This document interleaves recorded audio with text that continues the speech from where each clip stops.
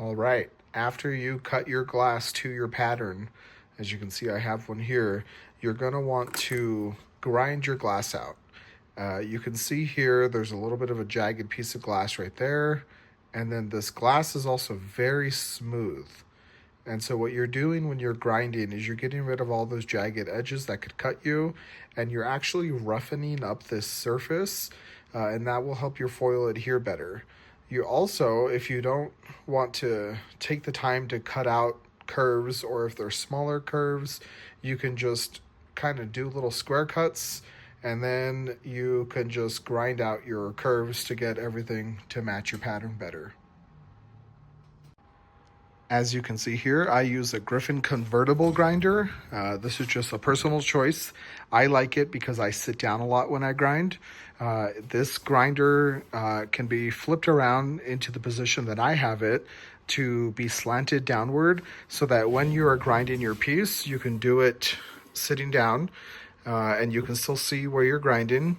And then all that water is going to drain down into a reservoir in the system here, and then it's going to get pumped back up through the hose and into your sponge. Before I turn this grinder on, I want to show you I use a grinder cookie, and it is used to help push the glass around against your grinder head so that you don't have to accidentally run your finger along the glass and swipe it when you're pushing. Okay, I am going to turn the grinder on just for a moment and do a quick piece of the glass grinding, just so you can hear the noise. A lot of people, if they don't like the noise of the grinder, it can be irritating to them, they'll wear headphones, listen to music or a book or whatever. But this is what it sounds like. And then real quick,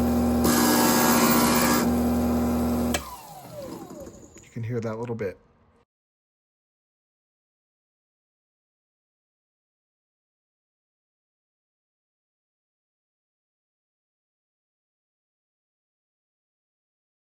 Now, after you grind your piece, you are going to want to dry it off.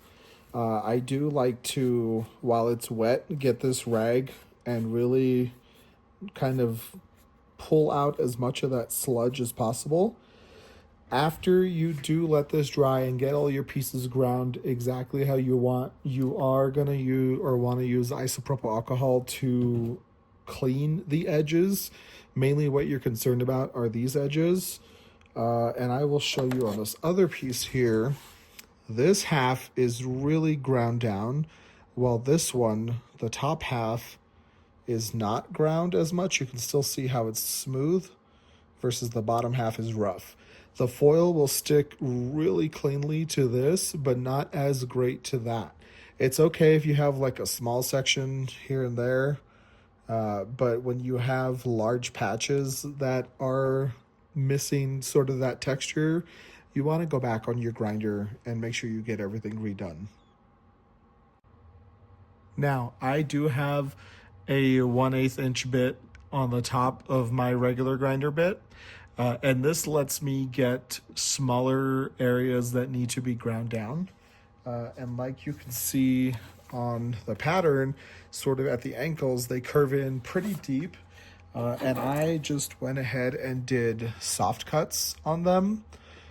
So I'm going to take my 1/8 inch grinder and actually just grind that out a little bit more so it looks more like a foot.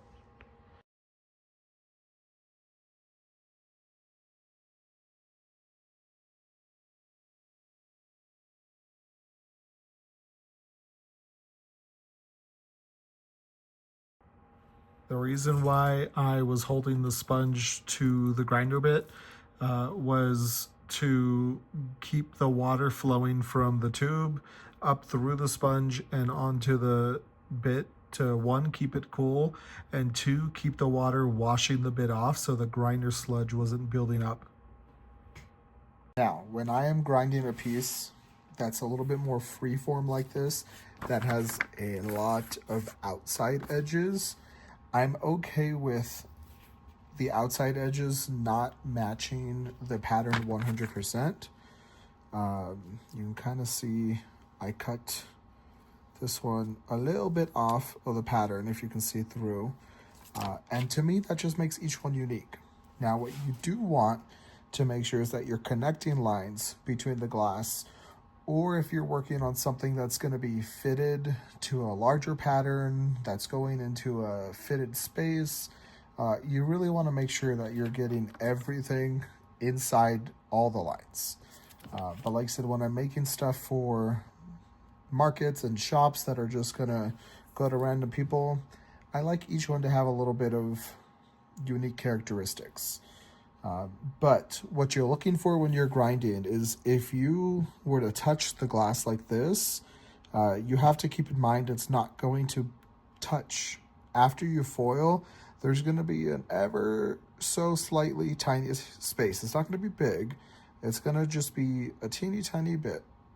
And it's a little hard to get to really show, but it's going to be very slight, very small.